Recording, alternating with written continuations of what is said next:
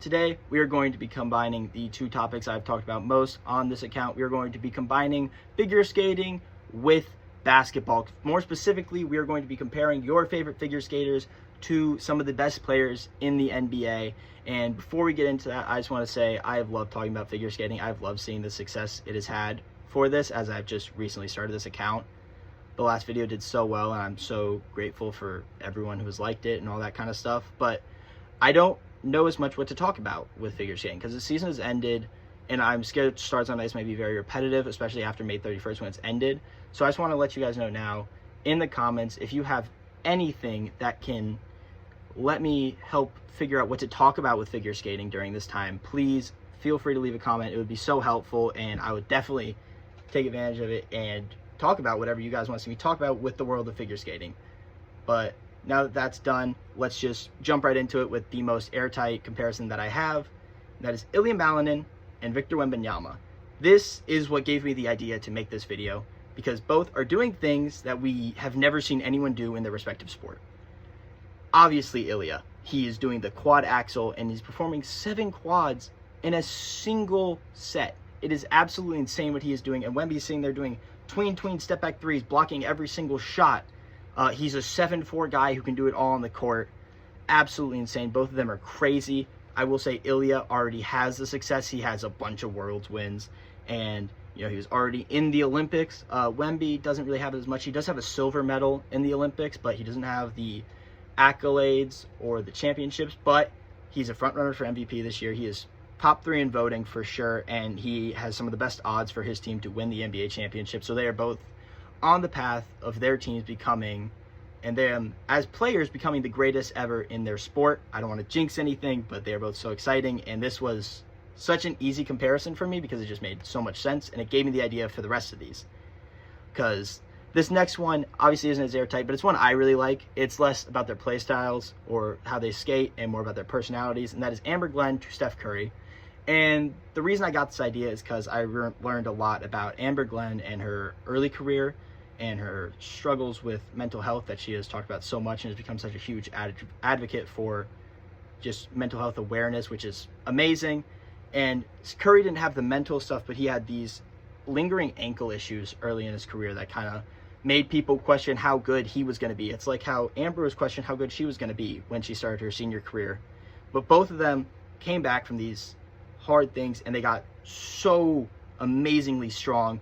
Amber has won 3 U.S. championships. Curry's won 4 or 5 NBA championships. I think, obviously, you want to win Worlds, but still, Amber's doing amazing things for what happened with her mental health, and it's just so awesome to see. I love both of them, and they are both so loved in their respective communities. The basketball community loves Curry, and there's not a single person that I've heard from in the figure skating community that dislikes Amber Glenn. She's such a healthy thing that is brought to the sport. She's so loving of teammates and all the other things.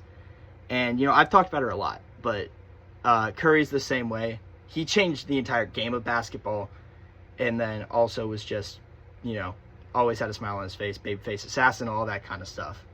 And then I've done a lot of the modern guys, but this one is kind of more, I like this one a lot, but it's definitely a little different. And it's Isabel Levito, and I compared her to 2016 Kyrie Irving, very specific Kyrie Irving.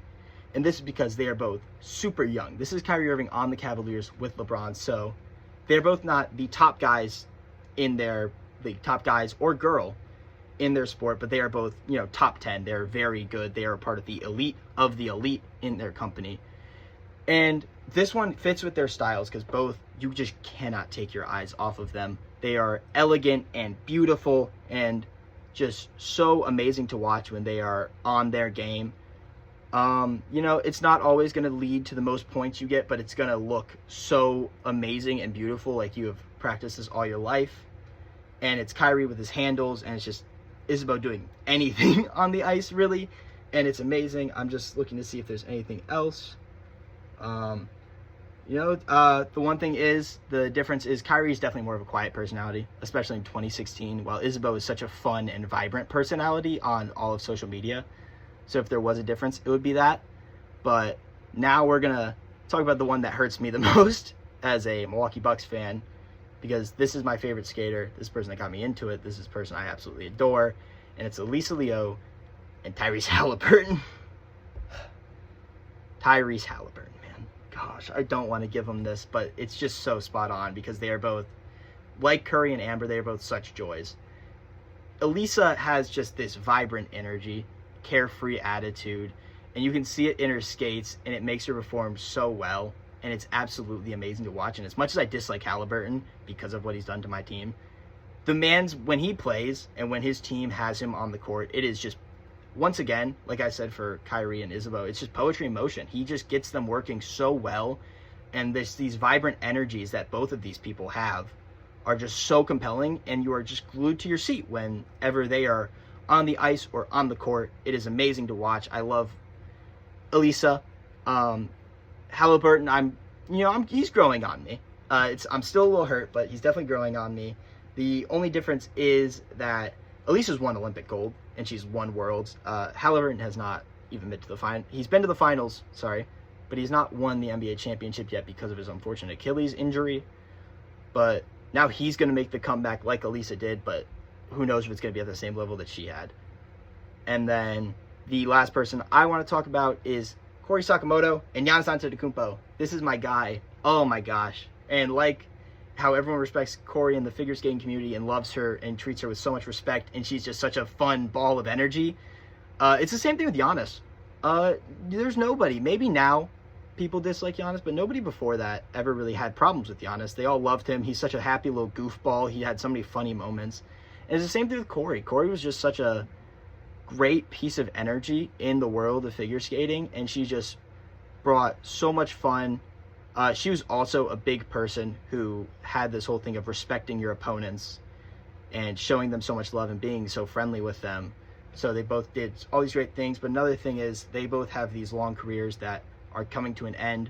For Corey, it's her figure skating career as a whole, which is so sad to see, because she just ended her career on top of the world, literally. And Giannis's tenure with the Bucks is coming to the end, which is so sad. I don't know what I'm going to do without him. But both are just doing this, but they are still loved by so many people, and the communities absolutely adore them, and it's why I want to end this comparison with them. And that being said, those are my figure skating or NBA comparisons. I have more, so if you guys want to see a part 2 of this, I will absolutely give it to you. But once again, like I said in the beginning, please just send me anything that'll help me improve, and just send me things I can talk about with figure skating during their off season, whether it's programs they're going to do in the future or past things. Whatever you want, I will listen. Thank you guys so much for watching.